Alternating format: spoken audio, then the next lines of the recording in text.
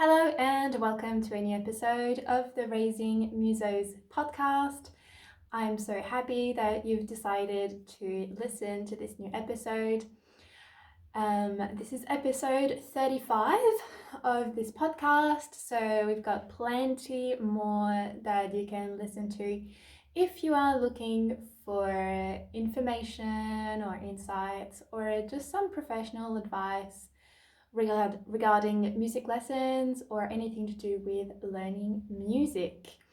This is the Raising Musos podcast. It's a podcast that I started at the start of 2025 because I sort of noticed that many parents coming into my teaching studio really sort of lacked a lot of knowledge around music. Probably they never learnt music themselves when they were young. And so, they sort of lack the resources and the knowledge to really support their child at home. So that's what led me to create this podcast. And if this is your first time, my name is Eliza and I run a music school in Joondalup called Music Makers Academy, where we offer at this time private lessons only for piano, guitar, harp, violin, flute, and voice. Okay, now I really love today's topic because I think it's something that people just don't really know much about, something that's never really talked about either. And it's active listening, and especially using active listening during musical practice. So active listening, it's not just about hearing the sounds, it's really paying attention and making sense of the sounds that you hear. And when students are able to listen in this very active way, they're going to recognize sound patterns more quickly. Their ear is going to improve. They will be able to play more musically. So basically, they will just improve faster through this process of active listening. So first of all, in this episode, I'm sort of going to actually give you a bit of an overview of what active listening actually is. How is it different to sort of like passive listening? I'm going to talk about why active listening makes such a difference, how to develop an active listening skill, and then how you as a parent can help your child with active listening in a home setting. So as you can tell if you're watching the video, it's very, very cold. I'm still wearing my coat even though I'm inside, and I've got this very super thick, super warm scarf that my friend gave me a few years ago. And so anyway, that's why I look a little bit like I come from the North Pole. It's still very, very cold right now. Okay, so I'm going to start by sort of describing or explaining what active listening is. And really all that it means, it's you are engaging your full attention to the music, and instead of just absorbing the music in a passive way, you are paying attention, and then you might start to notice or think about particular aspects of the music. You might recognize things that you've learned. So it could be things like really paying attention to the melody of the song, and maybe you are noticing how the contour of the melody changes or whether it repeats. You might start sort of almost memorizing the melody as you are so actively listening to it, that when it comes back a minute later, you are able to recognize it. Or you could possibly recognize that the melody is modulating to a different key. So melody is an aspect of the music that you could be actively listening to. Another aspect of the music that you could be paying attention to as you're listening is the rhythm. So as you're listening, maybe you're thinking to yourself, oh, the rhythm is always on the beat, or perhaps it has a lot of syncopation, or perhaps it has an ostinato type of pattern, which means you have a short rhythm motif that's repeated over and over and over again. Or maybe you can hear all the different parts of the song and how the rhythms either are simultaneous between all the parts, or maybe they are one part is on the beat, one part is not, and you can hear how it all interlocks. Or another musical element that we could be actively listening to is dynamics. So these are whether the music is loud, whether the music is soft, and then maybe you can even start making connections between the melody and the dynamics. So maybe there's a melody that's sort of always soft, or a melody that's always loud. And so you start making connections between the different aspects to gain this really awesome understanding of how the music has been structured. So there's lots of other musical aspects that a person could be actively listening to. A few others would be the tone quality. So for example, on the piano, is it a gentle sound? Is it a harsh sound? On the guitar, is it, what's it called? Tasto? I don't know. There's like different ways of plucking a guitar string. And so you're paying attention to the quality of the sound and what technique could have been used in order to make that sound. One could also pay attention to phrasing, and so this is how the notes have been put together into sections, into little sentences. So we can have short phrases, we can have long phrases. So again, just sort of paying attention to that, because the phrasing tells us the structure of the music. And then finally, you could also be listening to the emotion or the character of the story. So that could be sort of linked to the tonality. So we have major, which most people describe as happy or uplifting. We have the minor tonality, which is dark, moody, or sad. And so you're listening to that, and that sort of gives you an understanding of the emotional content of the music. So these are some of the elements that, as you or even as your child are listening to the music, you actually really tune into that and you start thinking about what you hear rather than just like passively go like, oh, this is such a nice song. It's like, no, what is actually happening in the music at this moment that I can recognize, or that I know, or that I can understand? So it's just such a different way of experiencing music. It's also really fun. So me and my husband actually do active listening almost consistently. So basically, once you sort of like, as you are receiving training as a musician. So for me, it sort of like started in high school. We were literally taught to do active listening. And so we practiced active listening in different ways. So for example, through dictations. So the teacher would clap or would play a melody and we had to write it down.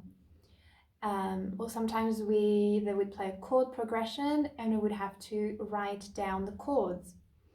So we would have this, the sound, and we had to analyze the sound in order to write it down. And so that's how I started developing active listening skills, because that basically forced me to recognize particular sounds, recognize particular harmonies, um, particular patterns, and things like that. And I have to say, once you start doing active listening, it's actually really hard to stop. Like, it's so hard for me now to listen to music and just sort of like enjoy it for what it is, because I'm always going, oh, it was this scale, or it was this tonality, or it was, it was this type of interval between those two notes, or oh look, like the cello just played but the violins played. And so I'm just like so engaged with the music. And so that's actually why I don't listen much to music, because for me, listening to music is not a relaxing thing. It's like, it's an activity that engages my entire brain. Um, but I'm really happy that when I turn the music on, I'm thinking about what's happening, because then, that enables me to play a lot of songs by ear, because I can hear the patterns like that. So anyway, I sort of went off track just now. But the main thing to remember about active listening in terms of what it is that it's being really intentional about the way that we listen, and also being inquisitive and curious about the music that we're hearing. And so as you are picking up on certain musical elements, you're recognizing patterns, you'll be able to sort of bring that to your practice session, to your own playing, and you will improve faster. So it's sort of like a good analogy is, you walk past a painting and you sort of glance at it. You can sort of like enjoy it, but you're not studying it. Whereas if you are studying the painting, you might realize how the sky is made up of like 5 different colors. So you're really going a bit deeper into the painting, if we take the analogy of the painting, and you just like notice it, in more detail. And so that's basically what we're doing in active listening. It's really picking up on the details of the music. So now you might be wondering, like, why is that so important? Why is active listening, why should it happen when we're practicing?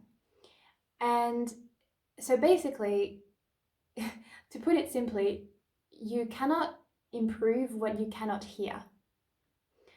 And so here are a couple of reasons why active listening is important. So first of all, it just builds musical awareness. So students who actively listen to famous pieces, to professional musicians, but also to their own playing, they will start noticing more subtleties in the music. So like subtle dynamics, phrasing, a little bit of rubato, which is when the speed changes slightly for emotional purposes. Or they might even start really noticing changes in the tone. And so they start expanding their knowledge and their understanding of what is possible on the instrument, and they will develop maturity of their own playing. So building musical awareness is a very important reason. So second reason is it helps with self-correction. So if a student is practicing and they are actively listening to what they're doing, they will be able to be self-critical of their own playing, like a lot more quickly, which means they are able to improve faster again. And so they will start relying less and less on an outsider, like on a teacher, because they will have the oral skills necessary to actually judge their own playing. And so linked to that is the third reason, which it makes practice more effective. So instead of just playing through a piece and not actively listening to what they're doing, active listeners will notice whether they are happy with what they're doing or not. And so then practice becomes a lot more strategic and focused. So that's obviously a great advantage. And then fourth and final reason why active listening is important is that it sharpens ensemble and performance skills. So people who are able to actively listen to music will be better at blending with others in an ensemble. They will be able to adjust to everybody else, and they will be able to respond to others in real time, which are all excellent skills in an ensemble setting. And while we're on sort of this topic of like why it's important, I'll tell you a little story about one of my students. She was a piano and harp student. Really like the kind of student you would want as a teacher, like always got the homework done, had excellent practice habits. I couldn't like fault her in any kind of way. But there was always, in my opinion, something a little bit lacking in her playing, and it was sort of expression, musicality, and sometimes she like had wrong rhythm or wrong notes, and it's like she just like didn't notice or didn't really care about it. And I think the main reason that she was sort of like that is because she wasn't actively listening during the lessons or during her practice. So she would go through the motions, she would do excellent practice, repeating stuff, but she wasn't completely engaged in it mentally. And so that just meant she would miss things. Or yeah, I would try to explain to her or like show her different dynamics, different emotions. But I think she was just like not quite listening hard enough to her own playing to make any changes. And so then her pieces, while she had the technical skills to play them, they were just quite bland. And so I think if I had nurtured in her a more active listening whilst playing, that probably would have made a bit of a difference. But yeah, I definitely feel like with that particular student, she had everything correct, but she just wasn't listening actively enough. And so that really held her back in how mature is that a word? In how convincing her playing could be. Yeah, because basically like every note that she played, it was just like it was just always the same. So like no subtleties yet in the playing. So because obviously she just hadn't been listening enough to to professional musicians that actually do perform with so many subtleties. And so she just liked the awareness, and then she just couldn't hear it in her own playing. So moving on to now how to develop active listening. Now, obviously, I was even sort of stuck on that with that particular student because no amount of explanation, no amount of demonstration could change how she was playing. And it's really hard sometimes as a teacher to tell how well the student can hear music. It's very strange. They are playing notes, but sometimes it's like they are not hearing what they're doing. But anyway, active listening, it can be something that is practiced. So it is a skill that can get better over time the more you do it. So obviously, because it's listening, so you need something to listen to. So I would definitely recommend probably classical music, because classical music over all other genres, I would say, maybe jazz as well actually, but that has a wider range of subtleties than sort of like pop music, which is often compressed and EQ'd for streaming purposes. So as you get ready to listen to a piece, have a couple of questions ready for you to ask your child as they listen. And so some questions could be, what is the mood of the piece, or what's the story? What is happening in the music on an emotional kind of basis? Another question could be, how is the performer shaping the phrase? Or can you sing or tap the rhythm back? So again, here, the questions that you ask are related to the musical elements that I mentioned earlier in the podcast. So things like what is happening to the melody, what is happening to the rhythm, are you able to sing the melody, are you able to tap the rhythm, are you able to tell me what the dynamics are the dynamics changing, and how does that create a storyline of the particular piece that you're listening to.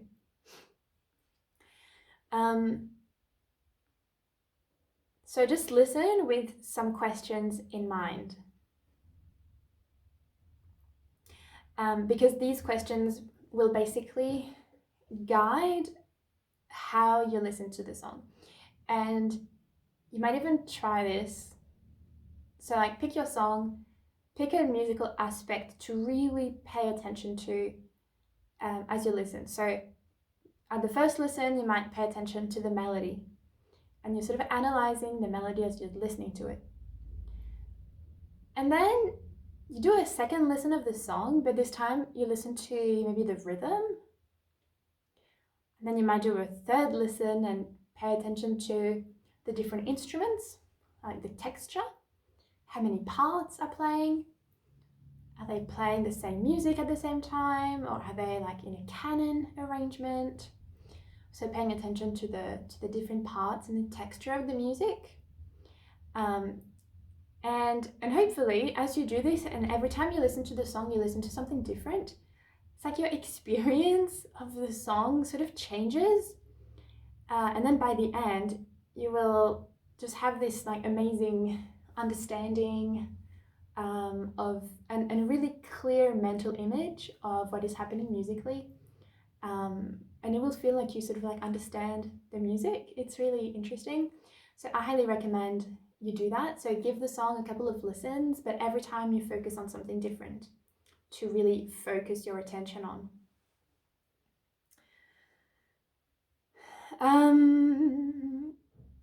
So something else to nurture your active listening skills in yourself or your child would just be to record the practice that they do and sort of reflect on it. And so here they are literally forced to listen to the practice and to actively listen to it, so that they can reflect on it and sort of start analyzing their own playing as if they were analyzing any other piece of music. Another great way to nurture active listening skills is to compare different recordings or different versions of a similar song. And so then you again pick a couple of musical elements to compare between each song. So you might pick, I don't know, a symphony, and there's maybe 3 different recordings of each symphony, and then you would pick a musical element like possibly the tempo, and so you would compare the tempo of all 3 symphonies that you listen to. And so again, we're intentionally focusing on one musical element as we're listening to, but through the process of comparing all 3, we come to understand nuance, and how music is something that can be very creative and interpretive, and it's not necessarily set in stone. And so then for younger children, just doing some listening games can be a very, very, very fun for them, while still really developing those active listening skills. So some ideas here could be, your child's dancing as they're listening to the music, and then they have to freeze at a particular dynamic cue, for example, or when a particular instrument comes in, or when a particular rhythm starts playing. Okay, and so they have to sort of freeze when they hear that sound. So, of course, that would force them to have to actively listen for that particular sound. Another game you could do is just some rhythm echoing game. So clapping a rhythm and then your child has to clap it back to you. This is super simple, but again, it really helps internalize a sense of beat, and they are forced to listen to what you're doing in order to get their clapping right. And then you could do sort of like challenge questions, like what instrument can you hear? What note can you hear? What scale can you hear? Challenges as they listen to a song.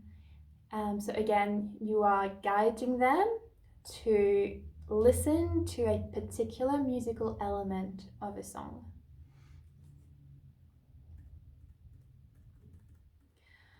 So these are some ways that you can help your child get better at active listening, which, as I said, is so important. I really think one of the reasons I'm pretty good at music, it probably has to do with my listening skills. As I said, I do it consistently when I listen to music. Me and my husband turn it into a competition. Sorry, we are music nerds, but yeah, we do turn it into a competition sometimes. We're like, did you hear like this chord? Did you hear that? Did you hear this? Did you notice that? Sometimes we go as far as like trying to guess who the composer might be based on what we're listening to. So if you're a bit of a music nerd, this is another great way of testing your listening skills and even your sort of like musical literacy and music history knowledge. But I've got a couple of other ideas here for parents. So some very, very simple things you can do at home is to just play lots of music around the home at different times of day. Make sure it's like good music, as I said, that has a wide range of subtleties, a wide range of instruments, wide range of styles. So classical music, given its long history, has a lot to talk about, and often has quite a rich musical language that sort of is lacking in sort of more contemporary music. So use classical music to nurture those listening skills. Obviously, talk a lot about what you hear and what you notice in the music as you're listening to.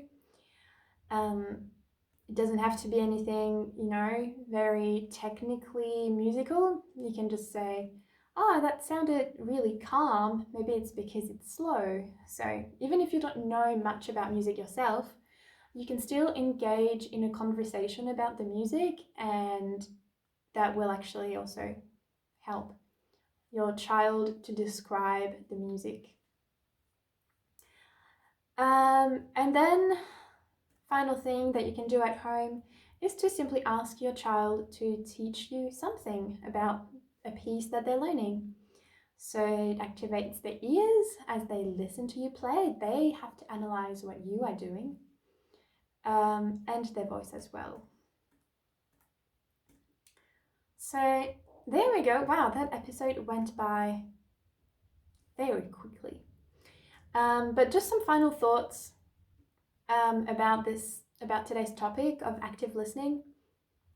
Active listening is, I think it's like the key to like sort of like the secret to being a good musician that like no one really talks about. And it's an invisible superpower, and all that it needs is, you know, a song to listen to, multiple songs, and then just like a curious attitude, and really attention and focus, so that you can engage with what you hear and start to analyze the different components that make up a piece of music. So when we teach our students to listen with purpose, we empower them to become thoughtful, expressive, and independent musicians. And so that's it for today. I want to thank you for listening to the Raising Musos podcast.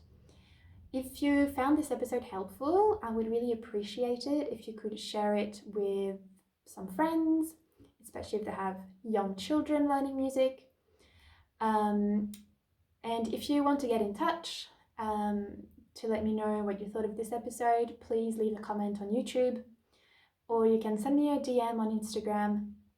It's at Music Makers Academy, or you can send us an email at hello@musicmakersacademy.com.au. Great, so thanks again, and I shall speak to you next week.